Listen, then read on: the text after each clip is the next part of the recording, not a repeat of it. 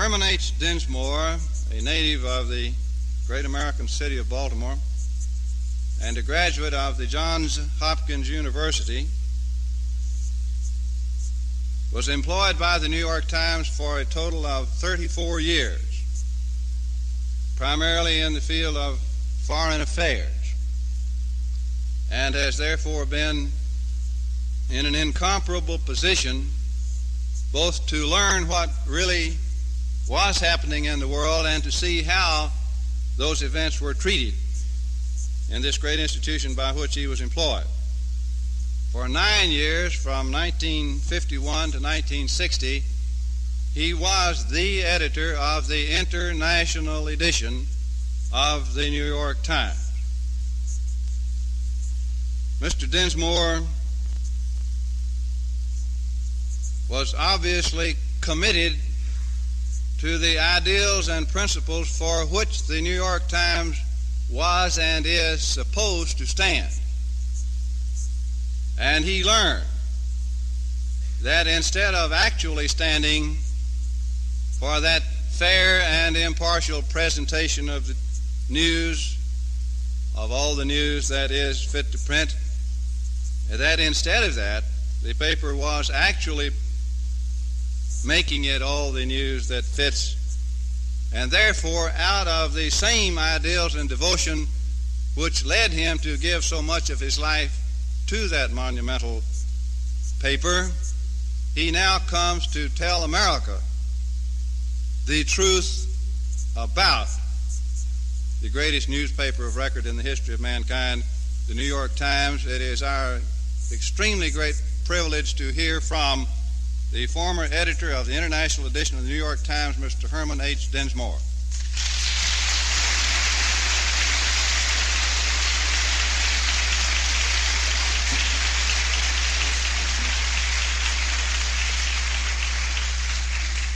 Thank you, Mr. Evans, Colonel Bunker, and Mrs. McKinney. Ladies and gentlemen, I did not kill my father and mother just before I came here today. I didn't simply neglect to do it, nor did I put it off until tomorrow. As a matter of fact, it never occurred to me to do anything like that. I bring it up because I had breakfast this morning with Jerry Rubin. He is the man that gets paid $1,000 for each lecture to all of our better universities to tell the students to kill their parents and commit other crimes in order to fit themselves to go out and do the world's work. I have spoken before many universities over the United States in the last year, but I have never been paid a penny, and the difference is that I am a conservative. Sometimes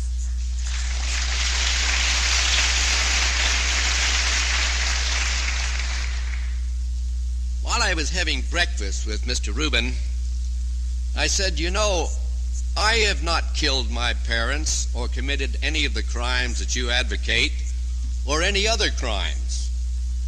And he looked up and had said to me, please, not while I'm eating. Sometimes I feel that Jerry Rubin ought to have been strangled in his cradle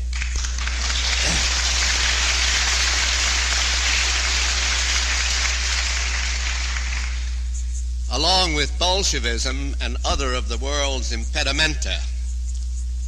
Gary Allen informs me and us that Rubin said his communist crowd, quote, had combined youth, music, sex, drugs, and rebellion with treason, and that's a combination hard to beat. Maybe it's hard to beat, but we are going to beat it.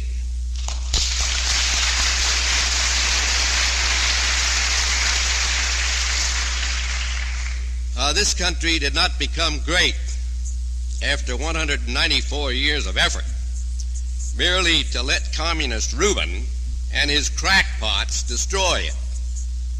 I tell you, after crisscrossing this country a half dozen times in the last 8 months and taking a fair sample of opinion, that the people are waking up. Only the Reubens, the Fulbrights, Mansfields, Frank Churches, Goodells, Gores, and Claiborne Pells, among a few others, are sound asleep. And of course, the newspapers are not telling. They are so busy trying to create events that they forget to report them.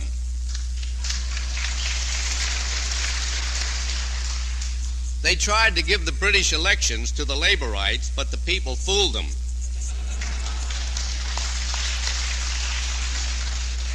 The Laborites, the newspaper said, were going to win by 100 seats in Parliament, but they lost by 30. The newspapers were wrong by 130 seats. I contend you cannot be that wrong without design. I want to thank you all for inviting me up here from New York, because New York is a mental swamp of defeatism, disorder, and disaster.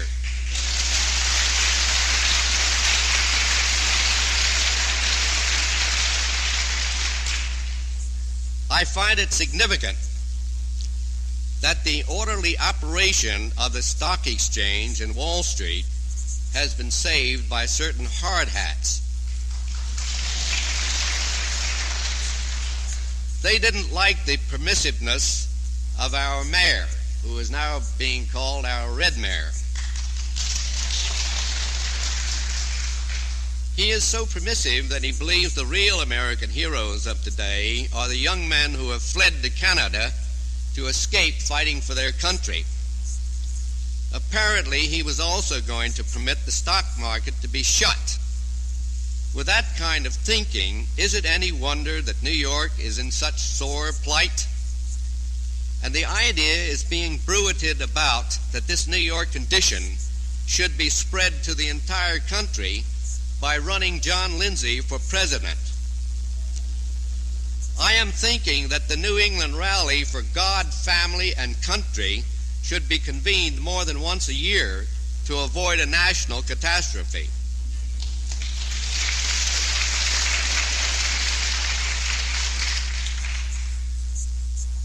Here in old New England, one harks back to John Adams, Samuel Adams, John Quincy Adams, and others. And I know I am indebted to John and Sam Adams, among other New Englanders, for laying the early foundation for this rally. I am sure I am also indebted to a contemporary New Englander, a New Englander by adoption or adaptation. I mean Robert Welch.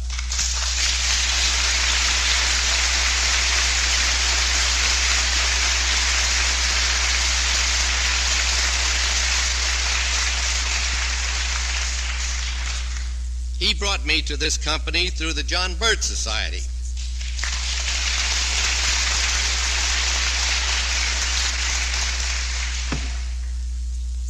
Some years ago, when I was a boy, it was customary for families to go to 4th of July rallies or picnics, and amid firecrackers and athletic games and much feasting on cold chicken, cold ham, deviled eggs, potato salad, and other outdoor foods, we would hear a band play national and popular music, and we would hear a speaker making a resounding patriotic speech on the history and traditions of the nation. No doubt this was not the last word in human perfection and togetherness, these 4th of July picnics, but they were a memorable step in the building of the nation.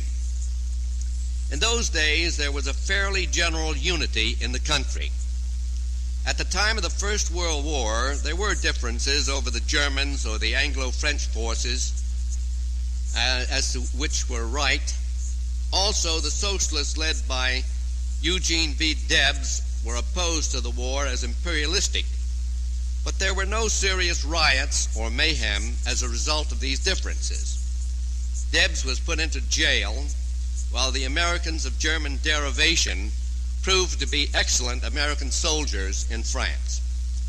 During the Second World War, quite a few citizens had serious reservations about how the war was permitted to start at Pearl Harbor. but I cannot remember any outbreaks of importance.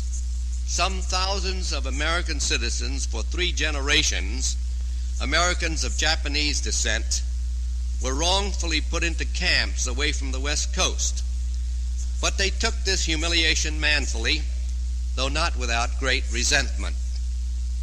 Nonetheless, until the 1960s, this country never experienced nationwide demonstrations, riots, killings and woundings, the seizure and burning of buildings, and the pillaging of stores under the eyes of policemen told to do nothing about the crimes.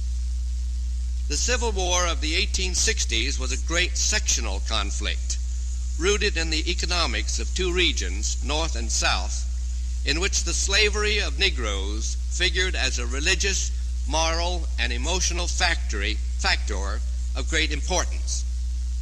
The present American strife is less sectional than ideological.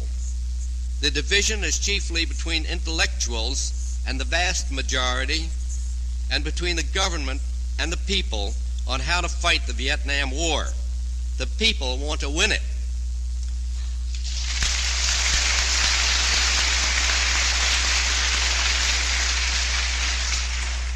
The division is between a section of the population that is being instigated by Soviet saboteurs and their professorial and journalistic helpers on one side, and innocent students, hapless shopkeepers, and an alarmed public on the other. Obviously, the mental workers, persons in colleges and universities in the arts and in the arts sciences and professions, are the chief targets of sabotage by enemies of the country.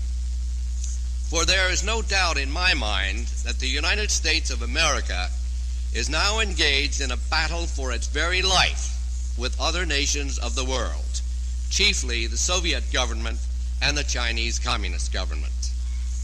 The strife that we are witnessing in our country is not mere annoyance and rebellion on the part of a number of professional people and students. It is a condition that is induced by other nations, chiefly the Soviet government, with a considerable assist from Chinese communists and from American traitors who have cast their lot with Moscow or Peking, or who hope to achieve some other end by working with the Soviet Russians and or the Chinese communists. At the end of World War II, the United States had the possibility within its grasp of imposing an American peace upon the world, a Pax Americana. Only the United States, with certainty, had working atomic bombs and in sufficient numbers to bring about a world of American design and in the American image in regard to humanitarianism and principles of law and order.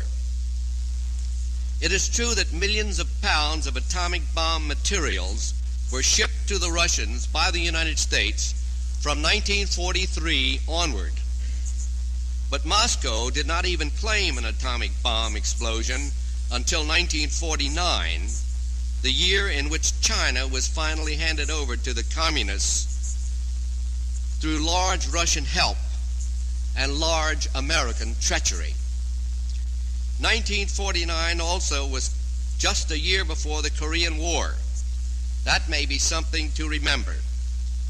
In 1945, when American newspapers, led by the New York Times, began to turn their backs upon the rosy American prospect in foreign affairs, I asked myself whether these journals acted out of stupidity or because they did not want the United States to have the supremacy that lay within its reluctant grasp. And I was forced to conclude that the robbing of America of world hegemony was a deliberate, conscious move designed to set up a world balance of power. Over that, of course, the American authors eventually would have little or no control. In any event, America was not to have the right or the ability to control the world with little effort. Members of the Communist Party inside the United States played considerable roles in this post-war outcome. The Communist Party is virtually never mentioned in the New York Times. However, at the time, one could not be sure of the facts. You knew that things were not going right, but you could not put your finger on all the causes. I believe I may say without fear of being considered boastful that I had some knowledge of the communist practices. They never had any principles.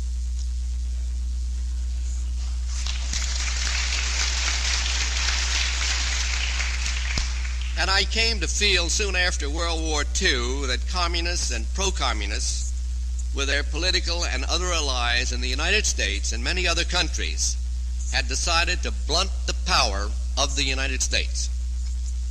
Many persons in America and elsewhere saw evidence of this as it was happening, and they gave voice to their discovery.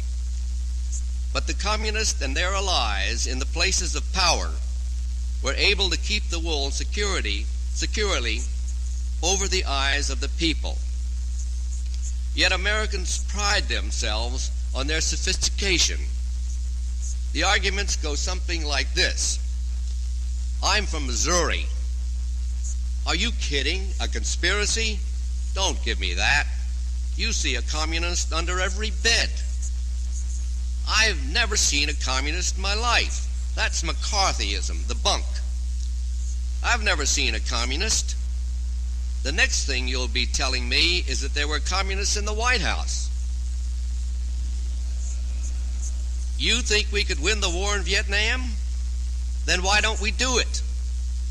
You mean to say you believe that we Americans have been taken in for 25 years or more? Come on.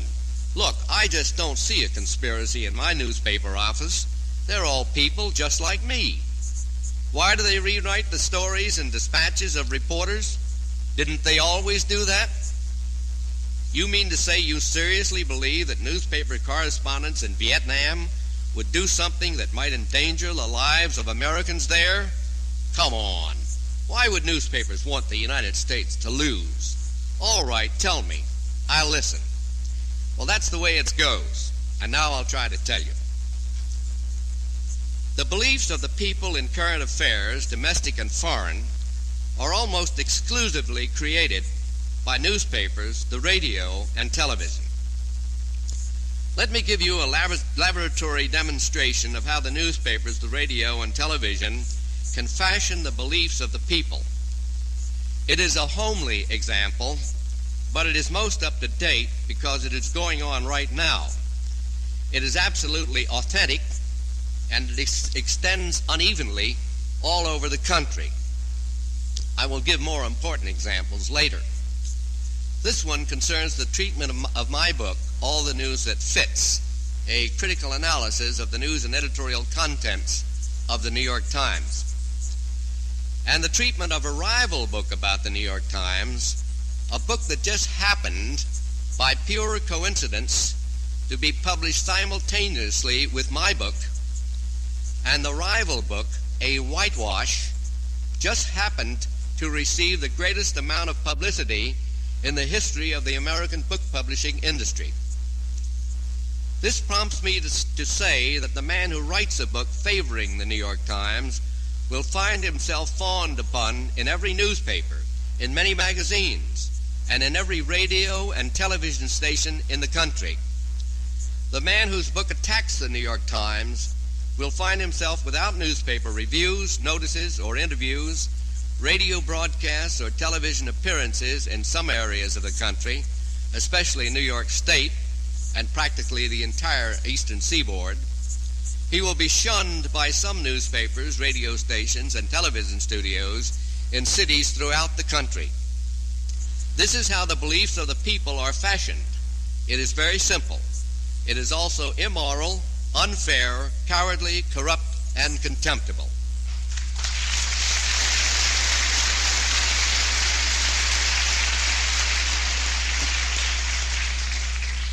Yet with a straight face, the very persons and publications that talk about the struggle for the minds of men are systematically engaged in capturing men's minds by distorting, omitting, or fabricating the news. This is mental warfare. It goes on steadily. A whole vast section of the American people is mentally conditioned to reject the truth in domestic and foreign affairs. The aim of news distortion is to rig the thought control processes of the nation, to mold the minds of the people to a pattern, and to block freedom of thought.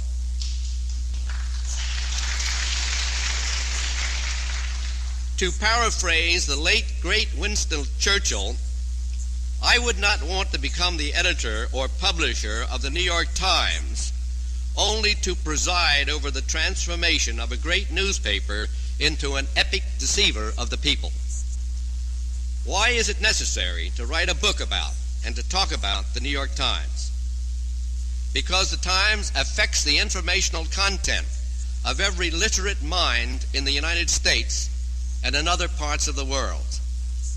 The Times sells its news and columns to 280 newspapers in this country, in Asia, Latin America, and in Europe. Recently, I was in San Bernardino in California. The leading article in the paper was a New York Times article. The leading article on page 2 was by the New York Times. The same thing is to be found in Los Angeles, Santa Barbara, San Francisco, Seattle, Indianapolis.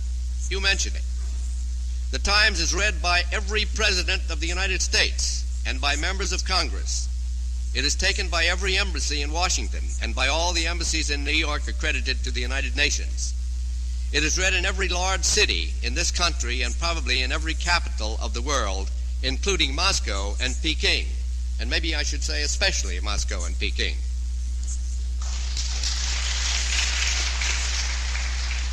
The Associated Press and the United Press International follow closely in the footsteps of the New York Times.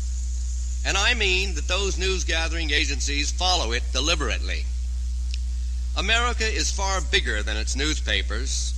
America is not going to be broken by short-sighted newspapers. How well I know this, thanks to the John Birch Society in sending me on lecture tours. In sending me on lecture tours around the country.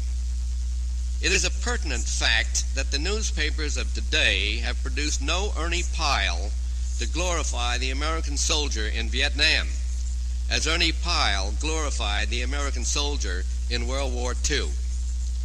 This is not an accident.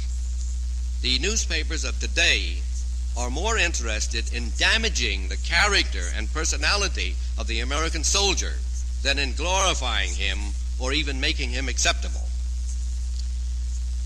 Ernie Pyle said, "I write from the worm's eye view," and he described himself as a rabid one-man movement bent on tracking down and stamping out everybody in the world who doesn't fully appreciate the common frontline soldier. Those lines would never appear in any newspaper in New York today, and I'm afraid in no other newspapers in America. Some months ago, I received a letter from a distinguished professor at the University of California at Berkeley in which he said this, and I quote, "Systematic editorial bias of news through the conditioned minds of reflex liberals is a pathetic situation for a civilization founded on truthful principles. But the deletion of bits of news here and there is a catastrophe when, as you establish, it happens within a recurrent pattern.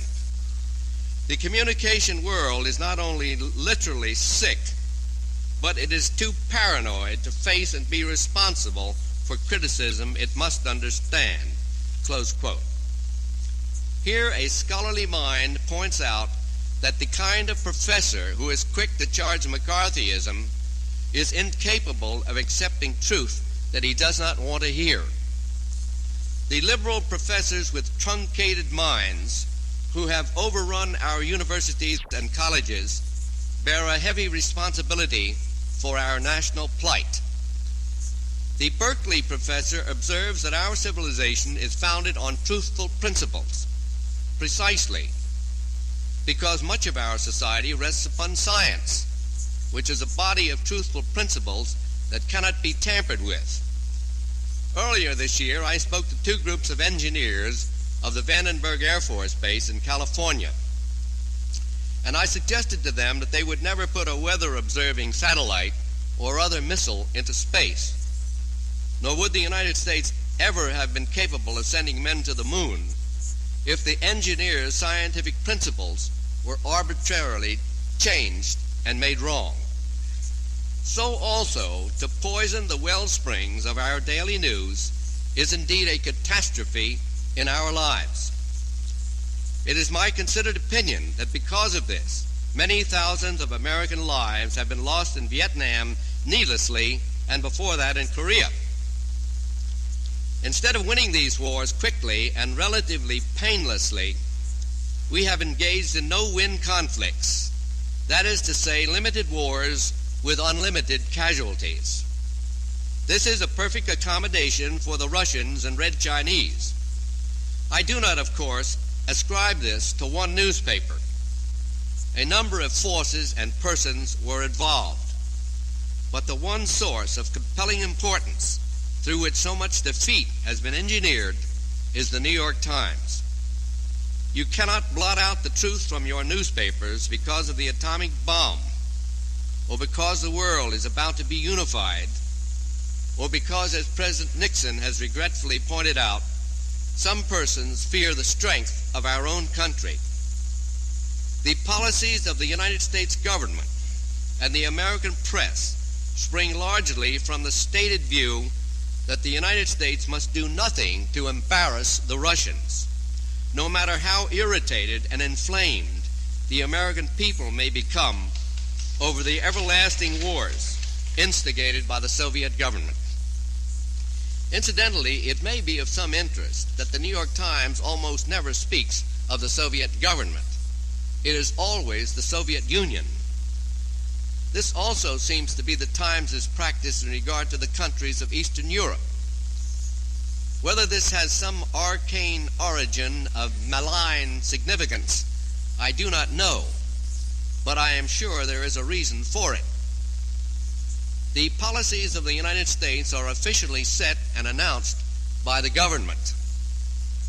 But for many years now, they have been announced first on the editorial page of the New York Times. Even the Nixon policy of withdrawal from Vietnam was first proposed in the New York Times during the Johnson administration. Some of the New York Times' influence down the years, especially since the creation of the atomic bomb, is hard to pinpoint because errors of omission are less easily found than mistakes of commission. However, a body of literature about this is growing up, and it becomes increasingly damning. An enormous blow was dealt to the United States when a communist government was set up in Cuba, in China, also in Cuba. The power, position, and prestige of our country were further shaken by the refusal of the Truman administration to win the war in Korea, and by the eagerness with which Eisenhower consolidated this disaster by accepting a permanent truce in 1953. All of this, as we now see, was unnecessary. All appeasement is akin to dishonor, and when persisted in, leads to defeat. When the Vietnam War started for the United States 7 or 8 years ago, the New York Times threw all caution to the winds and embarked upon a reckless course of misreporting and misrepresenting events in Southeast Asia. Until then, the clearest case in which the Times collaborated with the United States government in putting a communist regime into power involved a friendly government in Cuba. This story is worth recounting because we know what happened before Fidel Castro was set up in power, and we know what happened afterward. The Times sent Herbert L. Matthews to a mountain hideout in the Sierra Maestra in Cuba in 1957 for an interview with Castro. In articles printed in the Times then, Matthews said Castro's program was democratic and therefore anti-communist, that Cuba's economy is good and most workers are contented, and there is no communism to speak of in Castro's 26th of July movement. At the same time, Castro was a communist and an agent of the Soviet government, as is now well known. Here are some hard facts that were known at the time the New York Times was publishing falsehoods in order to bring Castro to power. In 1948, Castro undertook to make a communist revolution in Bogota, Colombia. 10,000 persons were killed in a few days in that revolt, deftly engineered by communists acting upon the direction of Soviet agents in a conspiracy that was worked out in Havana, chiefly in the Soviet embassy there. United States diplomats were well aware of Castro's participation in that terrible uprising, and they did all they could to alert the United States government, but they were rejected by those in the State Department and other areas of the government who were determined to set up a communist regime in Cuba. Castro's role in the Bogota revolt was to help bring about the assassination of Jorge Gaitan, liberal leader who was revered by the Colombian masses. The Soviet authors of this Holocaust believed, and they believed rightly, that the murder of Gaitan would touch off a wild display of hysteria that could be channeled into the burning of buildings and the killing of conservatives or anyone considered hostile to the revolutionaries. Observe the similarity to the burnings in 125 American cities immediately after the murder of Martin Luther King. If the assassination of President Kennedy by a communist was designed to start a similar series of conflagrations in the United States, the action failed. But the communists undoubtedly have scored successes with provocations of that kind on American college and university campuses. As to Castro, well-documented police records, the testimony of ambassadors, newspaper stories printed in Latin America, if not in the United States, and other relevant data attest to the following information. Castro and other Cuban communists met the Colombian assassin the day before he was to perpetrate the murder of Gaitan, and they promised the man that they would rescue him from any mobs after he had killed the liberal leader. Instead, Castro and his co-conspirator sat in a car and watched the murder. Then they killed the murderer by turning machine guns on him. This is a typical Stalinist murder method. The killer is slain immediately or soon after he commits the scheduled murder. It is less well known in America that the communists deliberately engineer vast popular outbreaks through murders of well-known persons, or they may be persons unknown to the public, but persons whose death would have an electrifying effect upon a nation. For instance, students. The liberal-conservative feud in Colombia that followed the slaying of Gaitan by communists, instigated by the Soviet government, is said to have resulted in the killing of more than 200,000 Colombians over the years until both sides agreed to a truce. As you see, I make no distinction between the Communist Party of the USSR and the Soviet government itself. In fact, they are indistinguishable. The assassination school maintained in Minsk is operated by the Soviet government. In a totalitarian regime, the one political party and the one administration are inseparable. Elections are made easy for the voters. He has neither a choice nor an echo. On the other hand, he must vote da. Incidentally, I assume that the Soviet assassination squads operate chiefly outside of the Soviet Union and the Soviet government. I also assume that any assumption about the Soviet government can be incorrect. After the assassination of Gaitan, Castro joined in the looting of stores. It is impossible that all these facts and many more would not have been known to those persons at the New York Times who were assigned to cover events in Cuba. But the Times does not plead ignorance. In this episode of American foreign relations, the close link between the New York Times and the State Department was shown again by the fact that ingoing Ambassador Earl E.T. Smith in 1959 was ordered to be briefed by Herbert L. Matthews. But Matthews was not a member of the State Department. He was on the editorial board of the New York Times. You cannot have it both ways. You cannot have freedom of the press and a working tie of that sort with the government.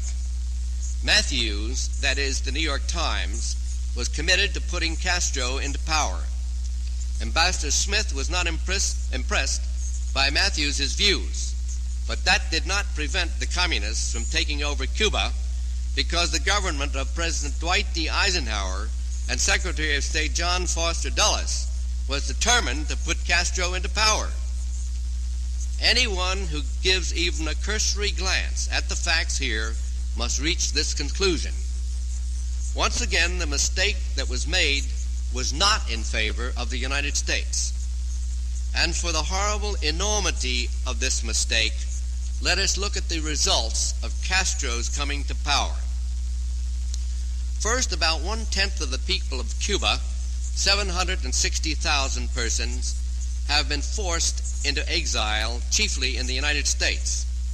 This is said to be the greatest mass migration in the history of the Western Hemisphere. We think of the exodus of 200,000 Hungarians in 1956 and the shipping of 50,000 Hungarian boys to Siberia at the same time as appalling, as indeed these actions were. None of the 50,000 Hungarian youths, incidentally, ever was returned. Yet here on our doorstep, nearly 1 million persons are thrust out of their country, minus their possessions. Can anyone doubt that Moscow was the source of this cruelty? Second, thousands of persons have been killed by the Castro regime.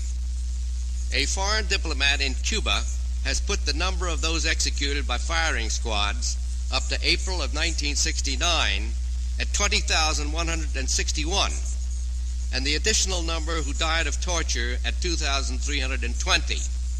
By now, the total figure must be around 25,000, since Castro was reported to be stepping up executions during the last year because of unrest, meaning hatred of his regime. The bloody reign of terror in Cuba loses little by comparison with that of the French Revolution. The difference is that the French reign of terror has been given a vast amount of publicity. The communist Cuban outrages have had almost none. We have a Holocaust and a human abattoir on our doorstep. When Herbert L. Matthews was asked, after Castro had executed 550 Cubans, what he thought of Castro's conduct, he replied that Castro was simply sowing his wild oats. It is of such a frivolous and foolish attitude that a great potential disaster for the United States has been put together. The third result is that the first atomic war showdown in the history of the world came about between the United States government and the Soviet government in 1962, when the Russians had placed in Cuba missiles with atomic warheads pointed at the United States. I read in the New York Herald Tribune, but not in the New York Times sometime afterward, that Khrushchev had written a cringing, crawling letter to President Kennedy urging him not to throw atomic bombs on Russia. Fourth, the Russians are in fact in control of Cuba. They have tunneled the island from one end to the other. They operate submarine pens in Cuba, and they land people on our shores in these submarines. They have MiG fighter planes there. The New York World Telegram, but not the New York Times, reported that one of the MiG planes flew over South Carolina a few years ago. Cuba is now a Soviet-occupied land and a permanent menace to the United States and to all of the Americas. Fifth, Cuba has been the scene of a terrible American military fiasco at the Bay of Pigs. The great nation that could stage and carry out the invasion of Europe in 1944 could not bring off a landing in Cuba. Sixth, more than $3 billion worth of American property has been seized by the communists without any kind of compensation. Seventh, Cuba now is the seat of training for guerrillas, communist guerrillas. Chinese communists sit side by side with Russian communists in Havana, and there too sit American communists who plot revolt burnings and lootings in the United States and other countries of the Americas. Yet communist Cuba has a seat in the United Nations and an embassy in New York City, where the so-called diplomats engage in hostile actions against the United States on our own soil. The sooner we can get the United Nations, a huge communist Trojan horse, on the left bank of the East River, the sooner we can get this Soviet base out of the United States.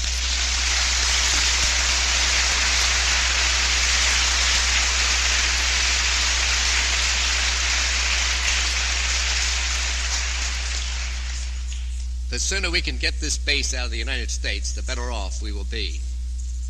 Brigadier General Rothwell Hutton Brown, a West Point graduate, a fine old warrior, and a friend of mine, recently wrote that President Kennedy's refusal to insist upon inspections has left us quite unknowing of just how many missiles have been introduced surreptitiously into Cuba. We'll probably never know, General Brown believes, until they start destroying our cities in the south and along the eastern seaboard. If that sounds lurid, just remember that the city of Washington was burned down during the War of 1812. When I have said this before a college audience, there are always some who laugh. None are so ignorant and contumacious as the militant minority in our universities today. The dangerous features that I have described as of a once good neighbor, Cuba, the Cuba of Batista, are the legacy of our government, the New York Times, and other sections of the American press to the American people. No one can be in the shadow of a doubt that the Times deliberately misled the people on Cuba. For even if we assume that the Times merely erred at first, it has had 10 years in which to correct its mistake, but it has never done so. The New York Times insists even today that the United States recognize the criminal communist Cuban regime and do business with it. The establishing of this bloodthirsty government just off the shores of the United States is one of the best examples one can give of how dishonest, untruthful, fabricated news causes the loss of lives. The United States government had to have the cover of the New York Times falsehoods in order to put Castro into power. And later General Eisenhower took refuge in the misstatements of Matthews in order to exculpate the Eisenhower administration. But the American people did not elect the New York Times to run the country and make its foreign policy. They elected President Eisenhower.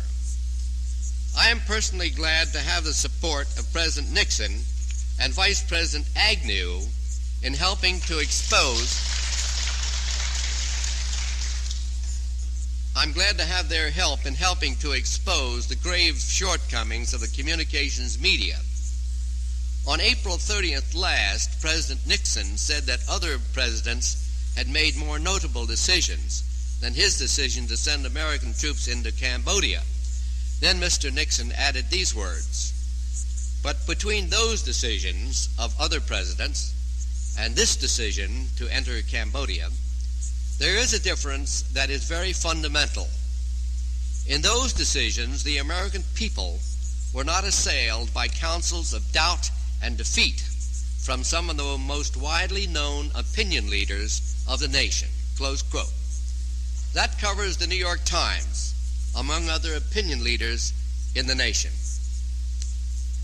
Previously, Vice President Agnew had been specific in naming the New York Times when he said that the day when the network commentators and even gentlemen of the New York Times enjoyed a form of diplomatic immunity from comment and criticism of what they said, that day is over, I hope.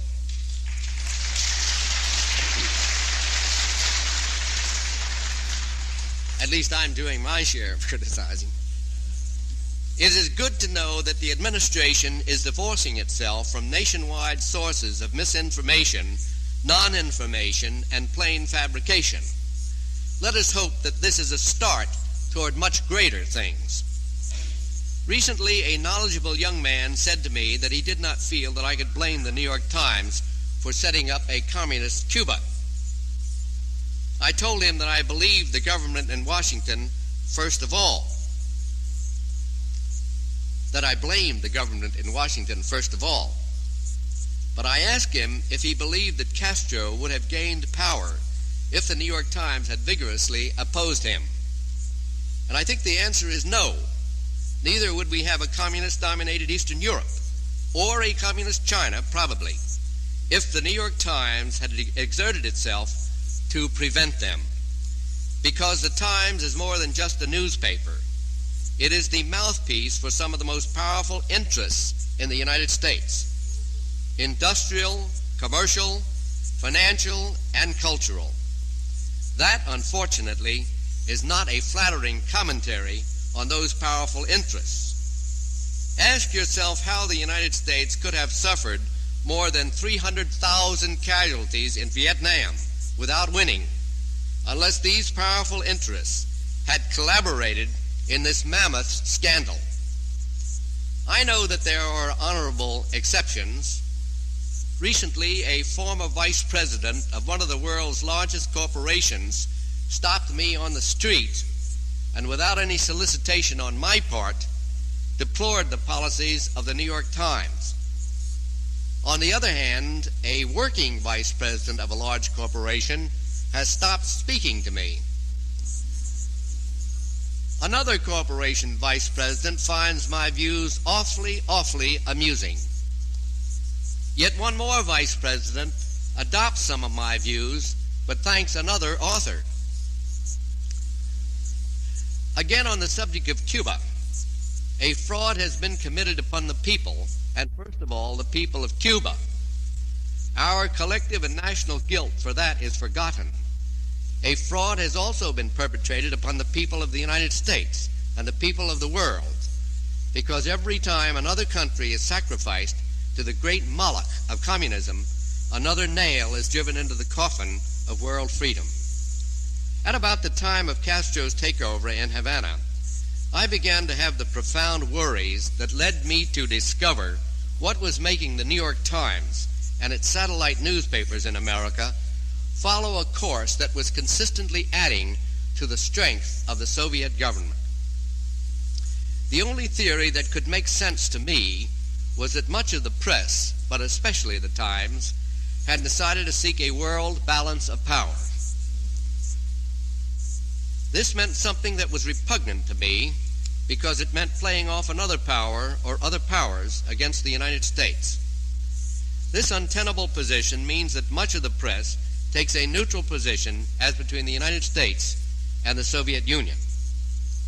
But in the case of the New York Times, it actually favors the Russians and their allies over the United States, except in the Middle East in time of hot crisis. Now it is my belief and my assertion that this attitude of seeking a balance of power has resulted in some of the strangest twists and turns ever seen in the American press. Actually, it is not a balance that is sought. Actually, the aim is to pit others against the United States and to downgrade our own country and its soldiers and its people. The New York Times has been at great pains to show that it is not merely opposed to the Vietnam War, not all war, but merely the Vietnam War or any other war of its choice. It also opposes victory, but specifically victory for the United States. This, of course, plays right into the hands of the enemy. We have to realize that there are powerful persons among us who want to play communists off against conservatives, totalitarians against Democrats or Republicans, Negroes against whites, Northerners against Southerners, youths against their elders, intellectuals against ordinary folk, West Europeans against East Europeans, the Soviet government against the United States, the United Nations against useful alliances, Communist Cuba against the Americas, Nigeria against Biafra, now vanquished, and the Congo against Chumbe, now dead. This is all part of the swinging balance of power. This is indeed the work of insiders, because neither the American people nor any other people would thus work against themselves. Here are a number of examples of positions that the New York Times has taken. And let me first give you an example in reverse of the Times policy. When Armstrong and Aldrin were about to become the first men in the history of mankind to set foot on the moon, the White House announced that President Nixon would speak by radio to the spacemen for a few minutes after the lunar landing. The New York Times immediately went into a dither and produced on July 19, 1969, an editorial entitled "Nixoning the Moon." And it said this: apart from objections on grounds of taste, I don't know how taste could extend from New York to the moon, there is another and more basic objection to this proposal. The time allowed by NASA for astronaut activity on the moon is extremely limited, less than 2.5 hours, and is already so crowded with assigned tasks that the full schedule of scientific activities may not be realizable.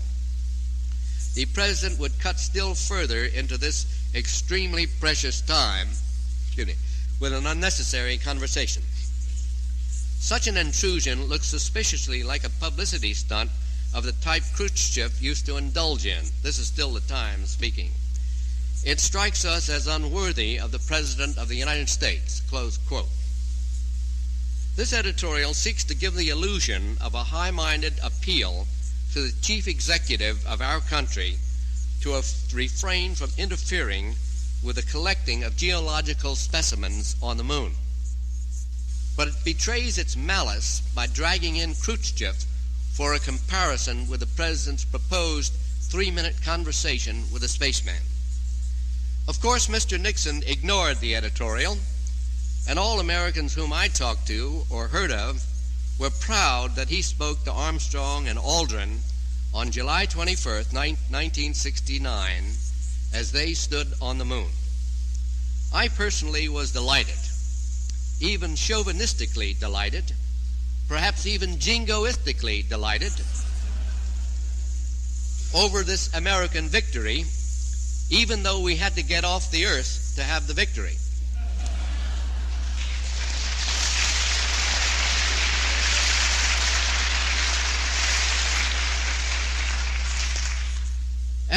And of course, I was not really put out over the President's victory over the New York Times. The Khrushchev angle nettled me, and I got to thinking about what the Times would have done if the Russians had arrived on the moon ahead of American men. I know Mr. Medford Evans would say no possibility of that whatever. Anyhow, they didn't do it.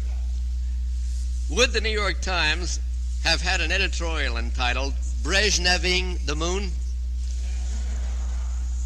Would the Times have warned Mr. Brezhnev against trying to share the stage with the Russian astronauts as rather unseemly and in bad taste?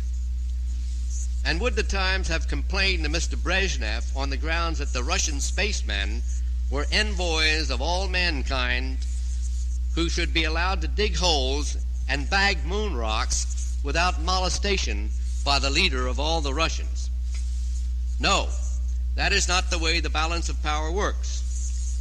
Criticism of that sort is made only against an American president, never against the Soviet leader. And I cannot begin to tell you how much this attitude has affected the coverage and presentation of news and editorials in our newspapers and on our radios and television screens. The American people have been duped and deceived on a scale never dreamed of before in all of our history. Here are some other examples. During the 1950s, the late Ho Chi Minh ordered the farmers of North Vietnam collectivized. When they resisted, the communist dictator killed 50,000 of them, and he caused 100,000 others to be put into concentration camps. This is normal procedure under totalitarianism. Hence, the New York Times virtually ignored it. I doubt that you will find this fiendish action indexed in the Times. Repression in a communist state is not considered to be a fair field for news coverage. It might embarrass the communists. But if the late President Diem or the present President Thieu of South Vietnam killed 50,000 farmers, and put 100,000 into concentration camps, the news would receive 8-column streamer headlines on page 1 of the New York Times. That's the way it works. Here are other examples that come even closer to home, and remember that these practices are copied from or purchased from the Times by newspapers all over our country. For years during the war, the Times printed picture after picture of South Vietnamese mothers carrying wounded children. The picture captions said the children had been wounded by American soldiers, airmen, or Marines. There were no pictures of scores of thousands of atrocities deliberately committed by North Vietnamese on orders of the Hanoi government. This was a studied, systematic policy of the Times, and this kind of omission has resulted in an enormous distortion of the events of the war, so much so that it can fairly be said that the whole situation has been fabricated. In real truth, the Americans and their allies have been treated and are being treated as enemies by a great American newspaper and its tributary press all over the country and beyond. A brief refusal by an American Company A was characterized as a mutiny and given big front-page play under a 4-column picture, while the daily fighting news was put on inside pages. There were virtually no stories of heroic and gallant American actions on the battlefield or in the villages in helping the South Vietnamese civilians, though thousands of such stories were easily available.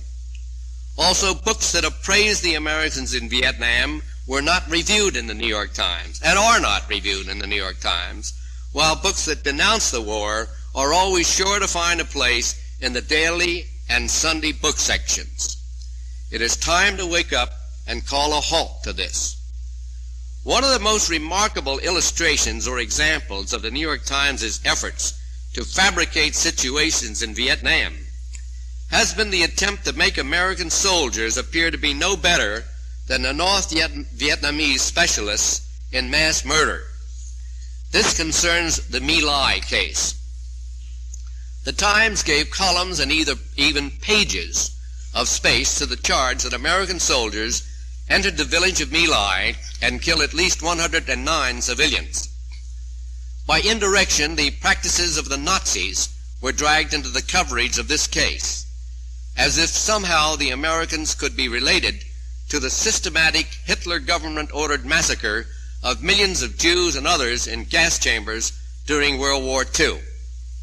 One United States Marine who had been accused of massacring South Vietnamese civilians was acquitted about a week ago when the evidence showed that he had not only not fired on civilians, but he had never fired on the enemy.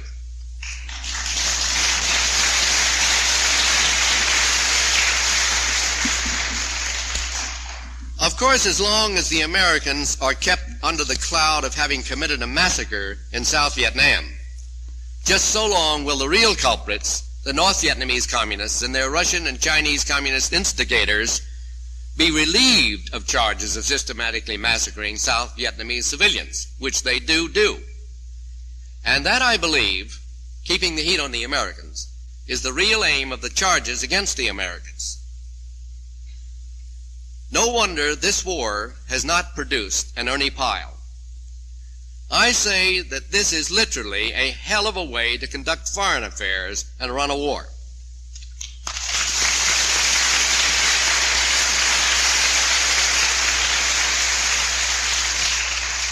It is also a hell of a way to run a newspaper.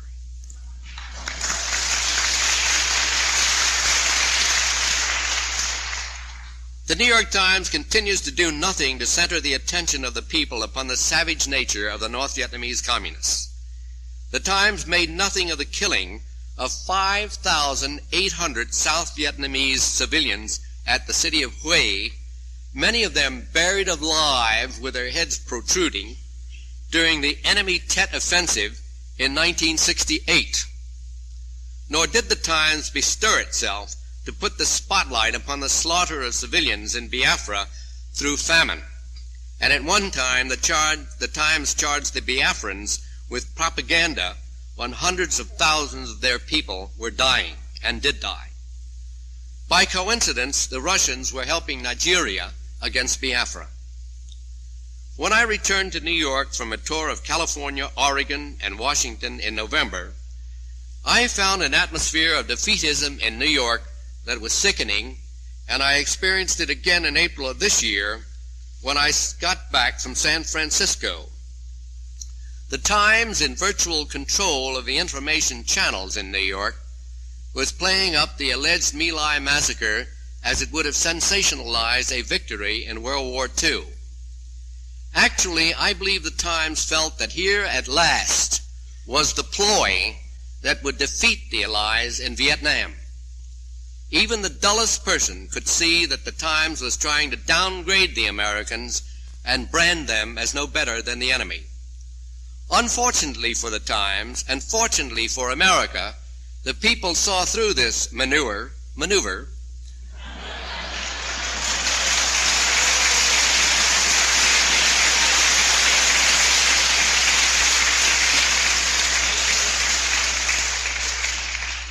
and it backfired. Let us hope the government will get around to dropping this entire case. When the My Lai matter first arose, I detected a red herring, and I decided I would try to learn the origin of these charges and the reasons for the big newspaper play. Luckily, there are many Americans on the lookout for this kind of thing, and one of them is maybe here among us, but he's one of the speakers, and he is Dan Smoot.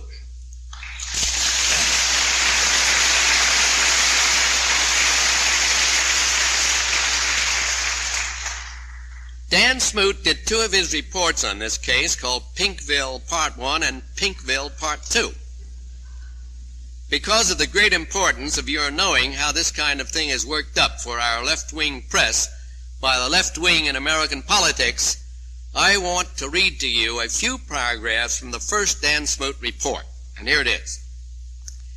In October 1969, Seymour M. Hersh, a freelance writer in Washington, D.C., heard of the case. That is the My Lai case.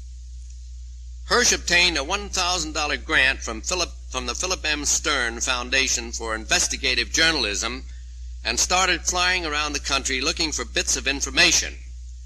Through a syndicating service that he organized, the Dispatch News Service, Hersh broke the My Lai story nationally by selling it to 32 newspapers for release on November 12th last.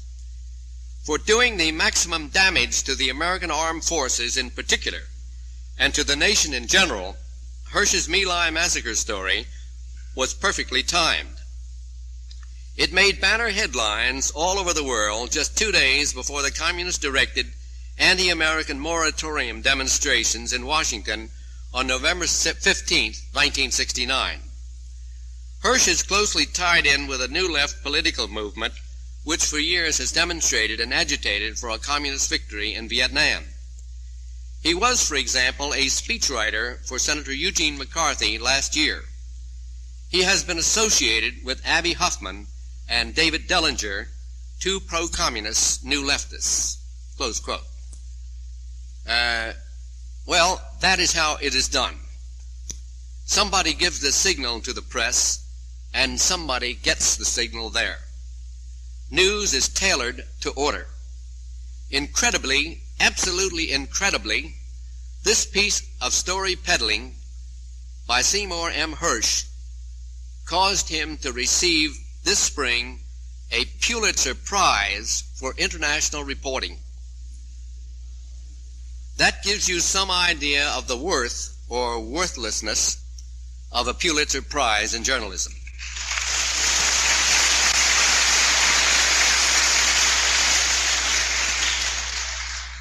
Incidentally, a book by Mr. Hersh called My Lai, the Massacre, not the alleged massacre, mind you, but the massacre, no trial has been even taken place yet, was published simultaneously with the award of the so-called prize. His book was instantaneously on sale in New York at bookstores that either never stocked my book at all or did it only under prodding after months after the publication, and then did everything possible not to sell it. such as putting all the news that fits on a high rear shelf where only a mountain goat could reach it after observing it through a telescope. If America would accept defeat in Vietnam as the only way out, as a small minority of leftist students wish, then the territory of the United States would be made safe for draft dodgers and opponents of the war, but it would not be safe for anybody else. Students must not be permitted to make the foreign policy of the United States or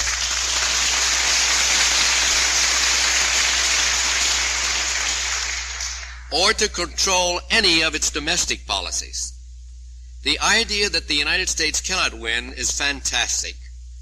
We are asked to believe that the nation that led the entire free world to victory in World War II cannot defeat a small nation without raiding in Jane's fighting ships or other military manuals. The truth is that our forces have been fighting with less than half of their strategical weapons, and I do not mean atomic bombs. What is more, when in earlier years of the war the United States was bombing the North, not all of the targets, and some say not 1/10 of the targets selected by the military leaders, were approved by Robert S. McNamara, President Johnson's defense secretary. I have heard other entirely believable stories that in some cases our soldiers have been ordered to fire over the heads of the enemy, while others have been denied permission to load their guns until given the order to fire. This would practically guarantee casualties on our side. What has been behind this truly crazy way of fighting a war? Why would a president send 550,000 Americans to a faraway land and not let them fight to win? Then why have we been in Vietnam at all? Just to be killed or wounded, never to win? The question was never answered by the Johnson administration. Now it seems to me that President Nixon went some distance toward answering that question in his speech of April 30th last. Then he said this, and I quote, "If we fail to meet this challenge, all other nations will be on notice that despite its overwhelming power, the United States, when a real crisis comes, will be found wanting. We will not be humiliated. We will not be defeated. We will not allow American men by the thousands to be killed by an enemy from a privileged sanctuary." Close quote. This indefensible practice had been going on for years. The president said he would rather be a one-term president than see America become a second-rate power or see this nation accept the first defeat in its proud 190-year history. At the same time, the president put an end to the policy of not bombing the North, no matter how many casualties the Americans and their allies sustained as a result of that foolish policy. Incredibly, the North Vietnamese threatened to break off the so-called peace negotiations in Paris. They have done nothing but make a mockery of those talks. If they broke them off, they would be doing us a favor. After all, we have been fighting wars with the communists now for 25 years. But in all those years, our government has never taken the initiative. We have always been on the defensive, at home and abroad, while some Americans have taken the initiative on behalf of other governments. Now Mr. Nixon actually uses the word victory, a word that the New York Times and its clients abhor and reject as odious and fearsome. Mr. Agnew, incidentally, went all over Southeast Asia saying that we intend to win in Vietnam.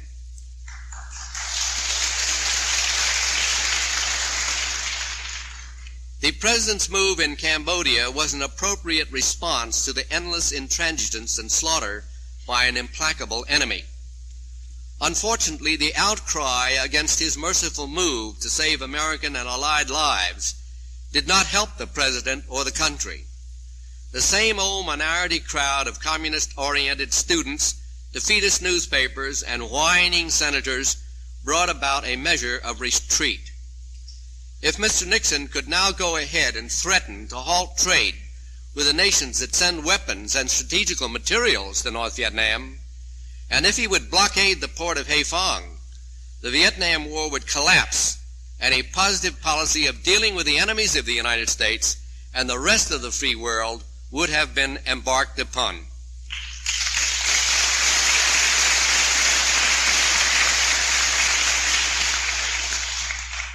It is a strange fact that the press has not been very eager to tot up the losses of the enemy or to give any encouragement that we might win this war and prevent the world from being cut in two in Southeast Asia. In this connection, I very much want to read you some words that Mr. Nixon wrote in 1964. On the fate of South Vietnam depends the fate of Asia, for South Vietnam is the dam and the river. The communist conquest of Southeast Asia would draw a boundary line from pole to pole. Overnight, the United States would cease to be a power in the world's greatest ocean. Our ships and planes could thereafter circumnavigate the globe only with communist permission. Can anyone doubt that long before this happened, the United States would have become involved in a major war, if not a world war? Well, I want to give you these figures on how the enemy has suffered. Recently, I asked the Defense Department for the figures on the enemy dead. In 1968, they reported as 181,000. If we use the multiple of 4 to get the number of wounded, and that is conservative because the American multiple for wounded is closer to 7, and the Americans have greater firepower, the total enemy casualties in 1968 were 905,000, and in 1969 they were 784,000. And from 1961 they would be around 3 million. North Vietnam is a country of about 20 million persons. As General Earl Wheeler has said, the Americans in Vietnam are unbeaten and unbeatable. The great effort being made in the United States and in some other countries to make the Americans get out of Vietnam and lose the war now is a measure of the nearness of the American success in winning the war so far, in spite of all the impediments that have been put up against the soldiers. This will surprise no one so much as the readers of American newspapers. A great combined campaign, national and international, to gain a world government through the United Nations is being made.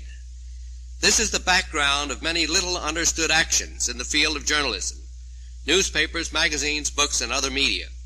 Facts are being omitted, distorted, and fabricated to bring about a desired end. It may not be the desired aim of the Republic, but that does not matter.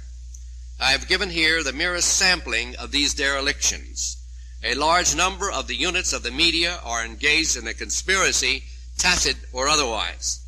No doubt there have always been conspiracies, but the one confronting us now is of the most critical importance in our lives. To pursue a vacuum or falsehoods as a way of life is surely a fatal way. We must make every effort to change this.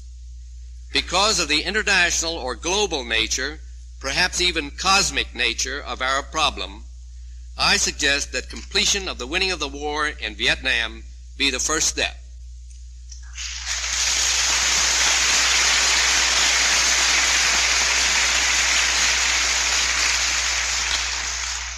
Students at our universities cannot be permitted to decide foreign policy no matter what university chancellor, vice chancellor, or professor urges them on. Students in Russia do not riot, much less do they make foreign policy. They do not seize or burn buildings. They do not picket their secret police headquarters for harassing murderers. They do not have a Students for a Democratic Society in Russia. There is no permissiveness in the Soviet Union or government or schools.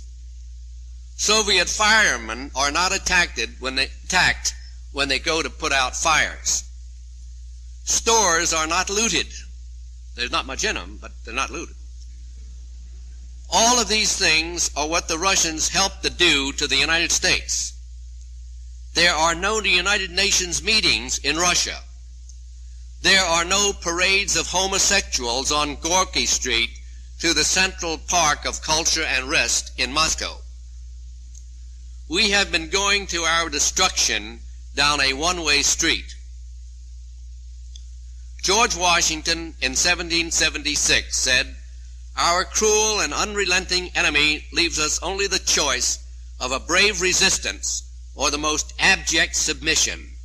We have therefore to resolve to conquer or to die," quote, unquote. The struggle in America and of America is one that concerns freedom, a priceless heritage handed down to us by fighters like George Washington, not draft dodgers or slackers. Centuries of life lie ahead for our children and their children. Have Americans hacked their way to fame and fortune only to be taken over by indolent, arrogant, mafioso-like characters in Eastern Europe and Asia? It is something that must be acted on. I would urge you all to read my book to get a greater understanding of what is being made to pervert or poison your minds against your country and against yourselves. I myself joined the John Birch Society in March of this year because I felt it was the most effective, non-political, non-denominational, anti-communist organization covering all of the United States.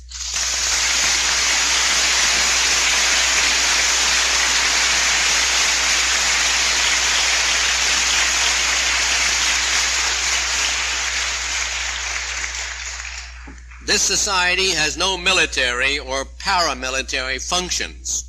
Its only work is to inform. It is not extremist. It commits no burnings or lootings or other kind of violence.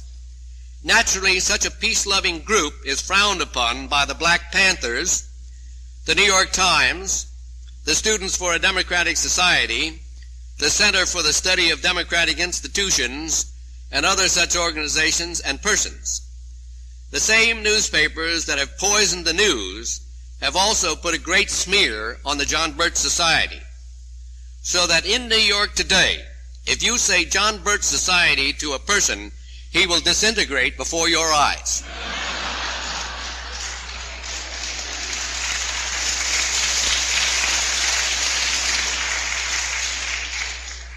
I have done all I could to draw the United States out into an open and fair fight. They prefer guerrilla warfare, the whisper, and the knife. Your presence here shows you have already become involved in this ultimate struggle between the forces of evil and the normal development of the free world in freedom. The sole aim of the Soviet government and the Chinese Communist government in fostering the war in Vietnam is to weaken the United States, to divide it, and eventually to rule the world. The Russians have not the faintest scintilla of interest in the lives of Vietnamese, North or South, nor have the Chinese Reds. The Communists, by definition, care nothing for lives. Their aim is power. They are a world mafia with a philosophy, Marxism. The United States is the world base and bastion of freedom. If freedom is lost here, we shall have totalitarianism, darkness, treachery, ignorance, and atavism for 1,000 years. Thank you.